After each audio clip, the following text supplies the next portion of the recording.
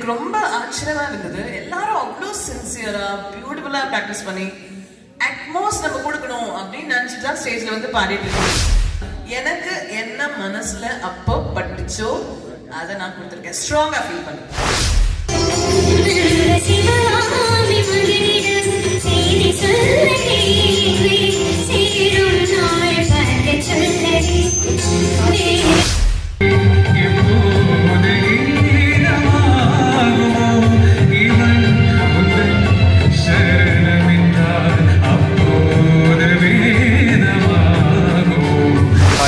வணக்கம். மற்றும் ஒரு விஜய் தினேஷ் வீலாக் என்னுடைய யூடியூப் தளம் மூலமாக உங்கள் அனைவரையும் சந்திக்கிறது ரொம்ப சந்தோஷம். இன்றைக்கு ஹட்டனில் டிகேடபிள்யூ ஹாலில் வந்து குறிப்பாக 50 பாடல்கள் தொடர்ச்சியாக வந்து 12 மணி நேரமாக வந்து பாடிக்கொண்டிருக்காங்க. இது வந்து இலங்கையை பொறுத்தவரையில் ஒரு மிக நீண்ட ஒரு நெடிய ஒரு நிகழ்ச்சின்னு சொன்னால், இதில் இன்னும் ஒரு சிறப்பான விஷயம் யாருன்னு கேட்டால், குறிப்பாக அனைவருமே புதிய பாடகர்கள். எனவே அவர்களுக்கு பயிற்றுவிக்கப்பட்டு பல்வேறு கட்டங்களுக்கு பிறகுதான் இப்போது இறுதிப் போட்டியில் வந்து பாடிக்கொண்டிருக்காங்க. கடந்த 2 மாதங்களாக இவர்களுக்கான அந்த தேர்வுகள் நடைபெற்று இன்றைய தினம் அது இறுதிப் போட்டி நடைபெற்றுக் கொண்டிருக்கிறது. இந்த போட்டியில் வந்து சிறப்பு நடுவராக வந்து ஏஆர் ரஹ்மான் அவருடைய சகோதரி ரெய்ஹானா கொண்டது மட்டுமில்லாமல் வந்து அவங்க வந்து அங்கே இருக்கக்கூடியவர்களுக்கான புள்ளிகளை வழங்கி கொண்டிருக்காங்க. எனவே இந்த போட்டியில் யார் வின் பண்ணா அப்படின்றத இந்த காணொலியுடைய இறுதியில் நீங்கள் தெரிந்து கொள்ளக்கூடியதாக இருக்கும். எனவே தொடர்ச்சியாக காணொலியை பாருங்கள், இன்னும் பல விடயங்களை நீங்கள் தெரிந்து கொள்ளக்கூடியதாக இருக்கும்.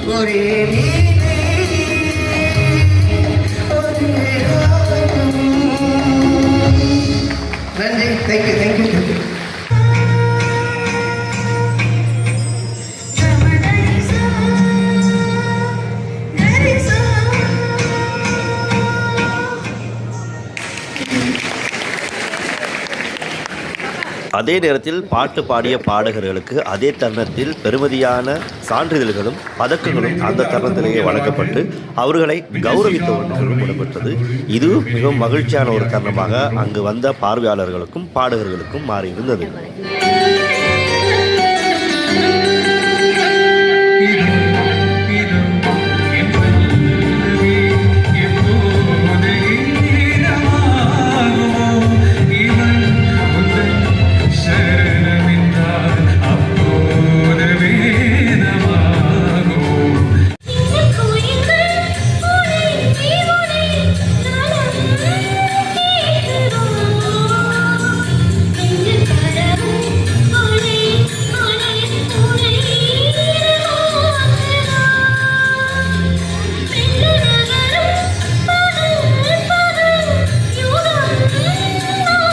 ஹட்டனில் நடைபெற்ற இந்த மாபெரும் 12 மணி நேர இசை சங்கமத்தை ஏற்பாடு செய்திருந்தவர் ஏஆர்எஸ் இன்டர்நேஷனல் ஆர்கெஸ்ட்ராவினுடைய தலைவர் டாக்டர் ரஸ்மி ரூமி அவர்கள். இவர் காயல் ஷேக் முகமது அவருடைய அன்பு புதல்வராக காணப்படுகின்றார்.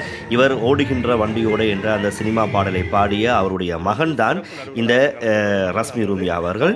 எனவே அவருடைய அரிய முயற்சி மற்றும் அவருடைய உழைப்பின் பயனாகத்தான் இந்த நிகழ்ச்சி ஏற்பாடு செய்யப்பட்டு 50 பாடகர்களுக்கு பிரதானமான ஒரு வாய்ப்பு அந்த மேடையிலே வழங்கப்பட்டிருந்தது.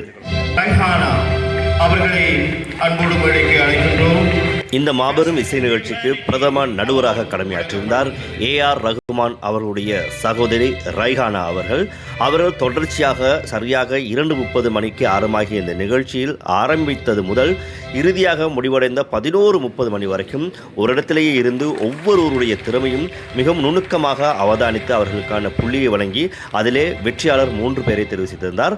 அந்த மேடையிலே அவருக்கு பெஸ்ட் ஹியூமனிட்டி அவார்டும் வழங்கப்பட்டுள்ளது. இந்த மேடையில் ஒரு